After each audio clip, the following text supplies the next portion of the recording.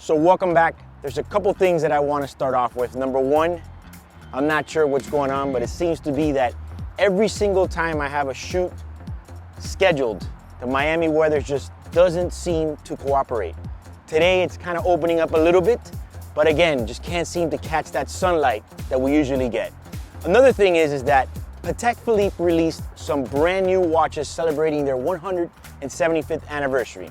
Now, at first I thought, I'm not sure if maybe I should discuss that because I kind of feel that just back to back, since there's been releases, I've done videos about that. But then again, I thought, how can I not cover these amazing pieces and what the hell is happening right now in the watch world?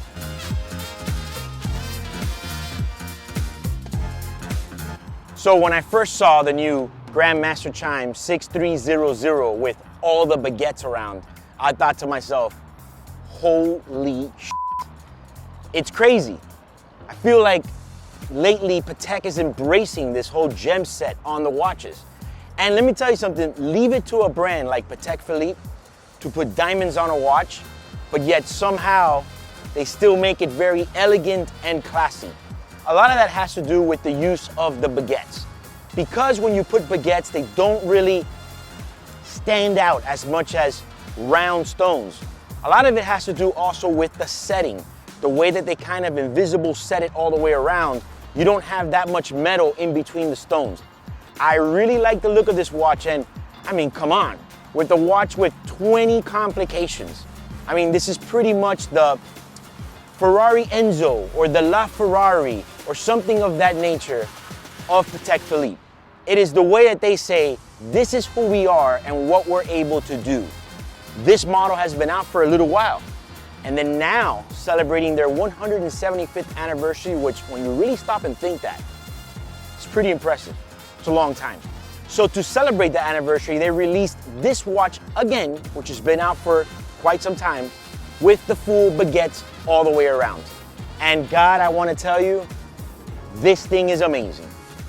I love the way they also set the stones, not only on the top part of the watch, but on the sides as well, with a lot of detail on the side of the case and the buttons.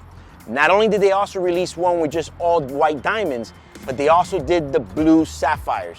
Another interesting thing that I'm noticing lately is Patek really liking to use these colored stones. Just like those 5711s that come also with rubies or sapphires, now they're going more into a bit more of these heavy, high complication, hot horology watches with gem set stones on them. And I think that's gonna be a very, very interesting chapter going this point forward with the brand.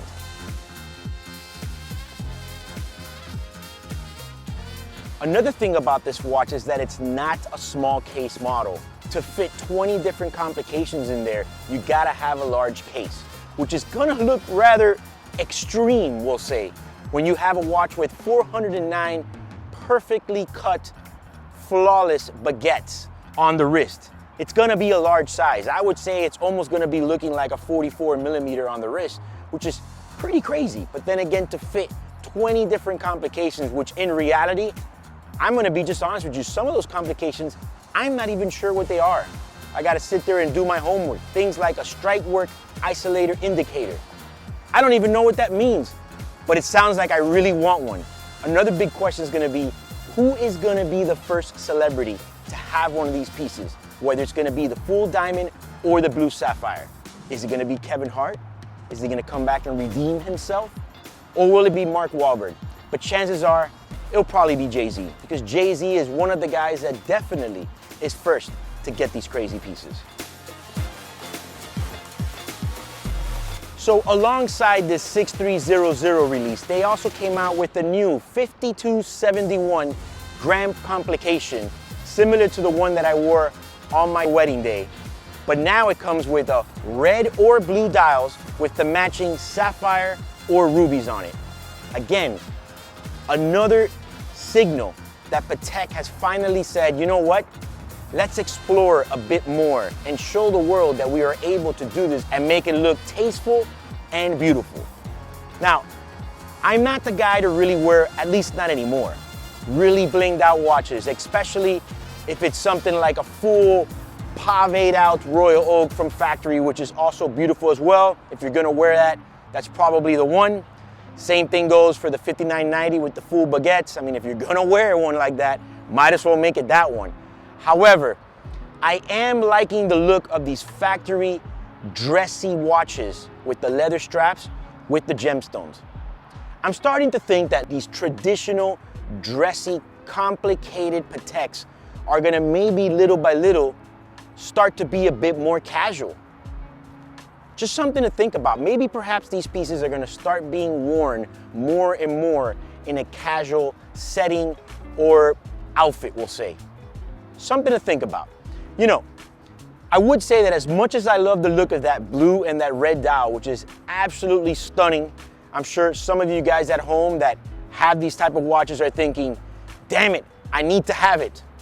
I love it. I would say that a particular piece like that wouldn't have been perfect for my wedding day. I feel that the black and black version with the diamonds was the correct one to wear on my special day. However, when you introduce that red and that blue dial with those rubies and those sapphires, it kind of goes to what I'm saying, where these watches maybe are starting to get a bit more casual. I don't know, something to think about. I think they flawlessly executed this release.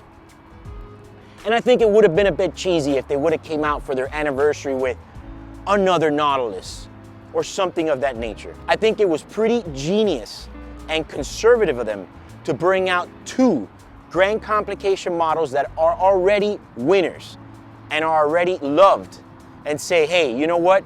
We're just gonna come out with a new gem set adorned version of them with some fancy new dials, of course. So how much are these watches gonna cost? Well, the prices of these elegant masterpieces are astronomical, okay? For the 6300, you're looking to pay $3.8 million out the bag. And remember, we're talking about the most complicated watch from the brand. This is their La Ferrari, okay? This is the biggest, baddest gun they have in the drawer. And then on top of that, now it's got 409 perfectly cut baguettes on there that of course are flawless and crystal clear. If you're gonna get the 5271, you're gonna be spending $315,000. Now, I wonder what these pieces are gonna go for in the secondary market, and if any of them are really gonna be that available. I don't think this is a piece that they're even gonna make anywhere near the 170 pieces, for example, of that Tiffany Nautilus. I would say that if I was gonna spend $3 million on a watch, it might be one of these, I'll say.